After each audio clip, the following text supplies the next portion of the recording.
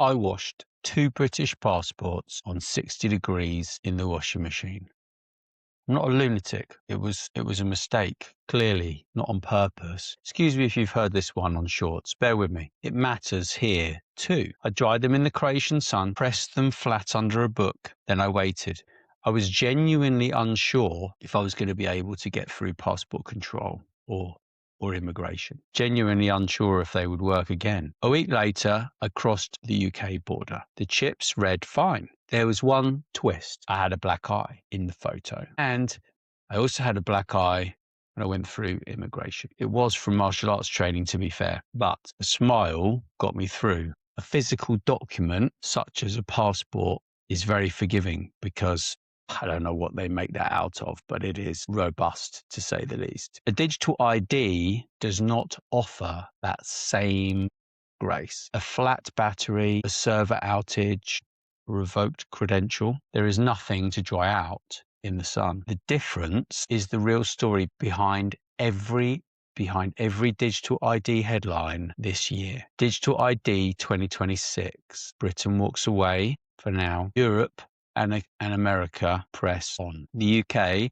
the card is dead. The wallet is not. Keir Starmer announced the Brit card in September last year, framed as a tool to verify the right to work. The backlash was fast. Big Brother Watch called it a surveillance tool. 2.9 million people signed a petition against it within weeks. Burnham, the latest Prime Minister, finished the job in July. A Snap poll found 78% of British adults. In a Snap poll, 78% of British adults preferred the winter fuel allowance cut versus the card. Here is the detail most coverage missed. Gov.uk, one login, keeps running. 14 million citizens already use it. A driving license is already being piloted inside the same app. Card died. The wallet underneath it did. Europe. Every EU member must have access to a digital identity wallet by December this year. The promise was genuine control. Prove your age without revealing your birth date. Privacy groups have read the fine print. A facial photograph has crept into the minimum data set. The anti-tracking rule has been softened from prevent to merely hinder. None of this has slowed the deadline. Germany launches its own state wallet in January next year. On to America. 50 states, no national plan, no national ID, no serious appetite for one. Instead, a patchwork. California just quadrupled its mobile driving license pilot. 60% of its drivers, roughly 17 million people. The state is now feeding those records into a national verification network.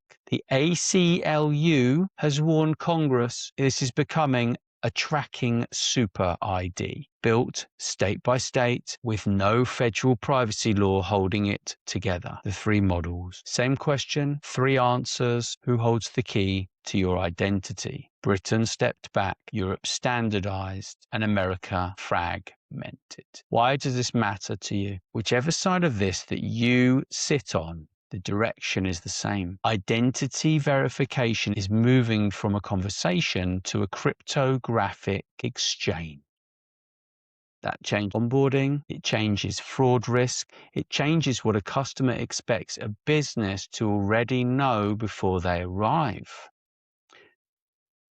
This is exactly the terrain that Stephen J. Manning and I sit and talk about and we write about every week in Monday Influencer. Every one of these three systems is still being written. Britain proved public pressure can stop a national card within a year of its announcement. Europe is being forced in public to close its own gaps. America still has to decide whether speed and coordination need to be a trade-off at all. Passport survives a washing machine and a black eye because someone built it to be forgiving. These systems can still be built. the same way, provided enough people keep asking the right questions while the ink is still wet. If you want the fuller conversation behind this, Stephen J. Manning and I went deep on where digital ID leads by 2030. That is in the link that I will drop on the channel. Full breakdown and comparison table is on natscooter.com. Link is also in the description of this video, or on my Substack. Free every week, no noise. Subscribe at raw.natscooter.com. And don't forget to subscribe wherever you're listening or watching this from. Thank you.